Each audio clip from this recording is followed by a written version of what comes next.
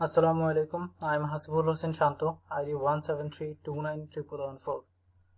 My presentation topic is how conjugated double bonds affect lambda max value. Let's start with the definition.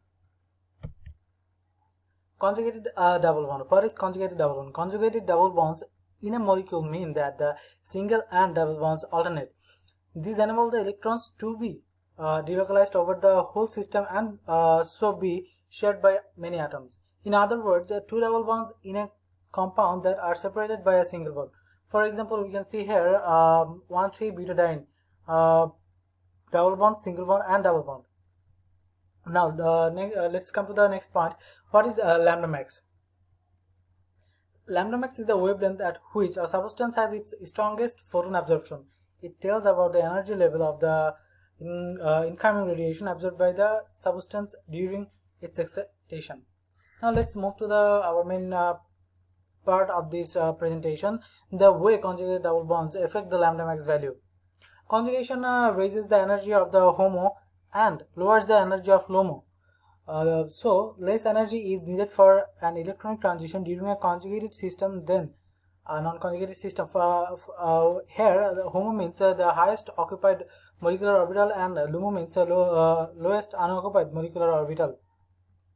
Now, the more conjugated double bonds there are in a compound, the less energy is needed for the electronic transition, and therefore the longer is the wavelength at which the electronic transition happens.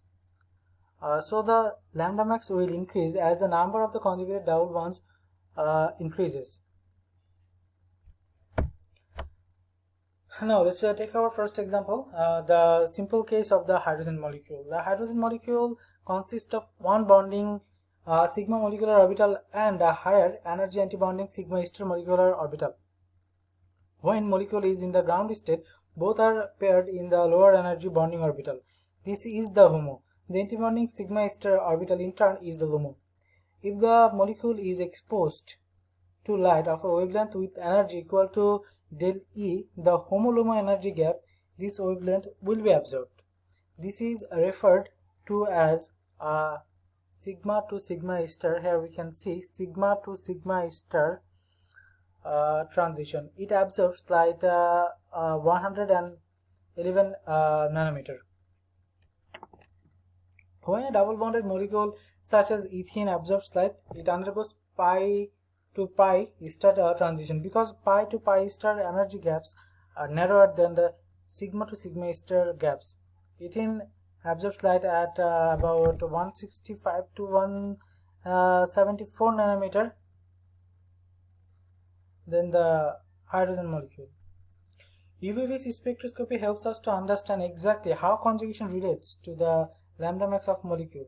For final example, let's look at what happens to lambda max when we increases the conjugation length from 1 to 2 to 3.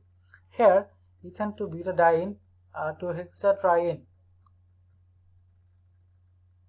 As the number of conjugated pi bonds or double bonds increases, the lambda max increases as well. We can see here the 1 pi bond, 2 conjugated pi bonds, and 3 conjugated pi bonds. For 1 pi bond, the lambda max is 174 nanometer, and 2 conjugated pi bonds, the lambda max is 270 nanometer, and 3 conjugated pi bonds, lambda max is 258 nanometer. So as I said before, pi bonds increases as pi bonds increases, the lambda max also increases because a longer frequency equal to smaller energy. This means that the energy gap del E between the HOMO and LUMO, here we can see HOMO and LUMO decreases as the number of pi bond increases. For kicks, here's what the bonding picture looks like. For the ethene, we can see the del E.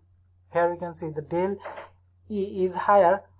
For butadiene, del E is comparatively lower than the ethene, and for hexatriene, the del E is the lowest. So we can say the del E gets smaller as the number of pi bonds increases, and that also means that the wavelength is getting longer. 1,3-butadiene absorbs UV light with a wavelength of 270 nanometer, as we saw in our previous slide. As conjugated pi systems become larger, the energy gap for a pi to pi transition becomes increasingly narrow, and the wavelength of light absorbed correspondingly becomes larger. 135-hexatriene absorbs UV light at 258. So as the pi bonds increases, the lambda max is also increases. So the summary of this presentation is conjugated double bonds affect the lambda max value proportionally. That means if we increase the conjugated double bonds, the lambda max value will also increase. So that's all my presentation.